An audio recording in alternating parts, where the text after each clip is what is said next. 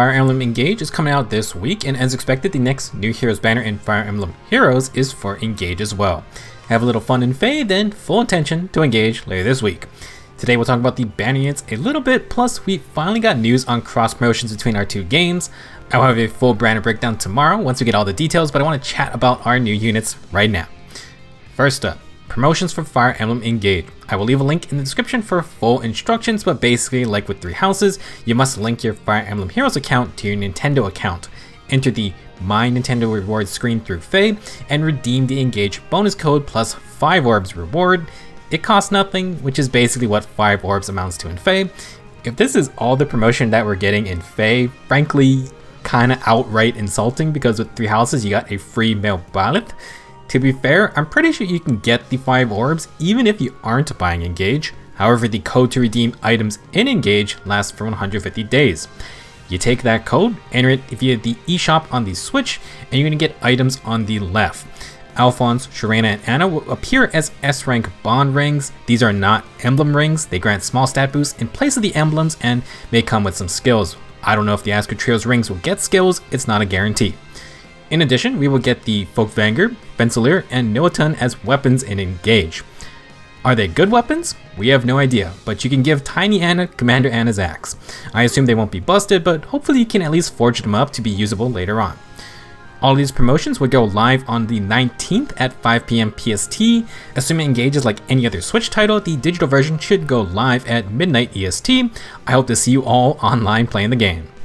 Let's now talk about the first of many Fire Emblem Engage banners. Like with the launch of 3 houses, no 4-star focus unit, but there is a free unit via quests, and we have a Grand Hero battle. This banner will also have 2 sparks, so if you're gonna go hard on summoning, you're gonna get some free picks. There is a lot going on for this banner. 3 unique weapons, 2 new tier 4 skills, and a rearmed hero. That's right, the Arcane weapons continue to pour in, and one of our brand new Engage characters is gonna be even more limited than a usual 5-star. I want to stress that back when 3 houses launched, they pushed out 2 back-to-back New Heroes banners just to get more characters in FEH. I really feel like that's going to happen again, but we know Valentine's is coming first this time. I still suspect February's next New Heroes banner could also be Engage. Let's just focus on our first Engage banner though. First up, we have the protagonist of Engage, Alear. I do not know how or when we are getting the male Alear, but I assume they will come soon. Female Alear has some scary stats we got to see in the trailer. 40 HP, 43 attack, 46 speed, 32 defense, and 26 res. Typical Swordmaster spread, and Alear has a full speed-based kit. Liberation is Alear's personal sword. It has 16 might and excite specials. Each turn, if Alear has 25% HP, she grants charge to herself and her support partner if they're within 3 spaces for 1 turn. The charge status is granted by Assault Troop and lets you move 3 spaces in any cardinal direction. It's counted as warp movement, but it's still blocked by obstruct effects and you cannot move through unpassable terrain. At start of combat, if Alear has more than 25% health, she gets plus 5 to all stats and inflicts speed and defense debuffs equal to X, where X is the number of allies from distinct titles within 3 spaces times 4, plus 4 at the end. Max of minus 12 speed and defense if you have allies from 2 other games. In addition, Alear gets 40% dodge damage reduction. Relatively simple effects, all the usual stat increases now with the charge status built in. Obviously, the support partner and distinct titles effects reference Engage's emblem rings pulling from past Fire Emblem games. I don't believe you need to have a support partner on the field for a charge. Alear will just grant them charge as well if they're present. Now, having characters from 2 other games should be pretty easy to meet, otherwise she still inflicts minus 4 speed and defense. I'm not sure if Engage as a game counts for this, like can Alear have 1 ally from Engage and then 1 ally from any other game? For Lord Asker's C skill, it does specifically state a different title than Asker. This just states 2 distinct titles.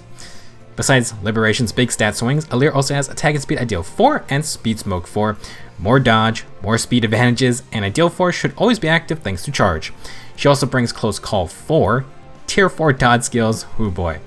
The dodge damage reduction effect is bumped up to 50% DR, and the skill passively inflicts minus 4 speed and defense at any time. It also now comes with Phantom Speed, meaning any speed comparisons will give the user a plus 7 speed bonus.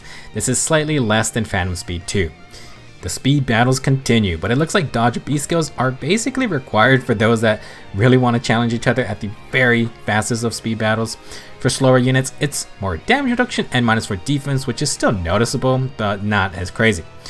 As a reminder, Close Call comes with Hit and Run built in. It's almost like a pseudo Kanto 1, although it always activates, so keep that in mind. Alear is looking very speedy, and if you're keeping Close Call 4, you will want no follow-up from some other source. Vital Astra seems like an easy add-on, literally just for the damage portion. I honestly feel like you could go Times Pulse 4 instead of Speed Smoke 4, since that gives Alear the extra dodge effect for every single fight. You don't need to attack first before the smoke effect kicks in. You lose the extra speed buffs and debuffs, but those only kick in after fighting anyway. Either way, if Alear's opponent is slow and doesn't pierce DR, good luck. Regarding the charge status for allies, honestly I feel like this could be a very fun benefit. 2 charge units on the team is great for mobility, and Alear can definitely go for the Gale Force route herself. I think people will have a lot of fun with that part of Liberation. Next up, we have Alfred, the Prince of Firenze, and one of our first allies in Engage. I thought we would have gotten the Stewards, VanderClan and Fram, to accompany their Divine Dragon, but Alfred's not a huge surprise since Firenze is our first stop in the game.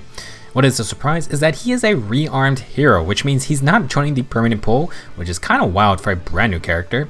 It also means Alfred has an arcane weapon. I honestly don't know if the main roles of Engage have personal weapons. I assume they do, but we just haven't seen anything but Alear's Liberation so far. These roles have unique promoted classes, so that's an easy alt in FE, and maybe they'll bring their legendary weapons then. Now, Alfred is a Lance Cavalier, and let's talk about his skills first. He does get a unique skill called Self-Improver, which is his personal skill in Engage. There, it grants +2 strength when you end the turn for doing nothing. In FE, it grants a massive +10 attack, +5 speed, +20 defense, and inflict -5 res. Alfred also inflicts guard on the foe. These are all flat stat boosts, which means this guy's defense stat is going to be absolutely insane if it's anything like above 30. Same for attack really, and it does seem like Alfred will be decently fast while dropping res. He will introduce Flow Near Trace, which basically becomes the top dog for Kanto skills. If you initiate, you get offensive no follow-up, and while usual, Near Trace debuffs are always active, you can't really beat offensive no follow-up if the unit you're using it on wants to be an attacker. With that giant defense boost, Alfred is coming for those slower tanks. As a bonus, he does have crossbow attack, which is nice, and then bonfire, of course. Let's now talk about the Arcane Chiang, aka the much awaited Arcane Lance. Accelerate specials, +5 total stats, Omni Breaker, and if the user or the foe moves at least 1 space to attack, then you get breath type cooldown. Beautiful set of skills, very versatile on many different units. Everyone likes cooldown, even better on Flyers and Cavaliers. If free follow-up benefits slow and fast units. If you take Flow Near Trace, you can neutralize any follow-up denial effects and still double while being slower. No follow-up will not be stopped though. I am pretty surprised they're giving the Arcane Lance with Flow Near Trace because pretty much anyone should take both together. For army units, Arcane Chiang is prime hardy fighter material. Combining defensive no follow-up with follow-up denial is actually really good. An enemy can only double if they bring offensive no follow-up. In addition, you get accelerated specials to run Pavus or Aegis, and you can recharge them on the counter while having a follow-up attack for both damage and to recharge again if needed. For those building Cervantes, you should be very happy. Shout out to Mathis as well. Honestly, this is a very solid arcane weapon, works for basically any unit type, and the cooldown perks makes it very enticing for Flyers and Cavaliers. As a unit, Alfred having Self-Improver does make things interesting. I can't wait to see his stat spread. Joining her older brother is Celine, the younger princess of Firenze. She can use swords and magic in Engage, but she'll be a green infantry mage in FE. Celine's Joyous Tome is quite neat, accelerates specials. Each turn, if she's within 3 spaces of an ally, Celine and all those allies heal for 7 HP. You also restore 7 HP to everyone within 3 spaces after their combat. In combat, reduce damage from attacks by percentage equal to the number of allies with more than 50% HP within 3 spaces times 15, max of 45% DR for 3 allies. If Celine is within 3 spaces of an ally, she herself gets +5 to all stats, true damage equal to the number of healthy allies times 5, and she heals for 7 HP after combat. Basically, you want 3 nearby allies within 3 spaces for 45% DR and 15 true damage per hit. Celine should heal herself and allies 7 HP every turn, and after combat she heals the same amount. Currently, they have already said Joyous Tome is bugged. Celine heals at the start of the turn, even if her allies are not within 3 spaces. This will get fixed next month, no big deal. For skills, Celine has Iceberg and the rare Kanto control. She introduces Speed and Res Ideal 4, but doesn't have a status to consistently proc it. Celine will instead try to heal back to full health. Important things to note, Celine has one of the few ways to heal allies after they fight. Valentine's Robin grants on-hit healing in combat to allies, while Celine grants allies 7 HP heal after combat. It's great for certain units who like to fly in and save people. Very neat little niche, it's actually related to her personal skill in Engage, which improves healing items. Curious to see her stat spread as well. If her defense is lopsided like Kade and Soren, then 45% DR might keep her alive. It's better than no damage reduction at the very least. Last up on the banner is Chloe, who is one of Celine's retainers. Chloe is the early game Lance Pegasus Knight and has brought some fun skills. Her personal weapon is the Dreaming Spear, accelerated specials, and a flat +5 to all stats.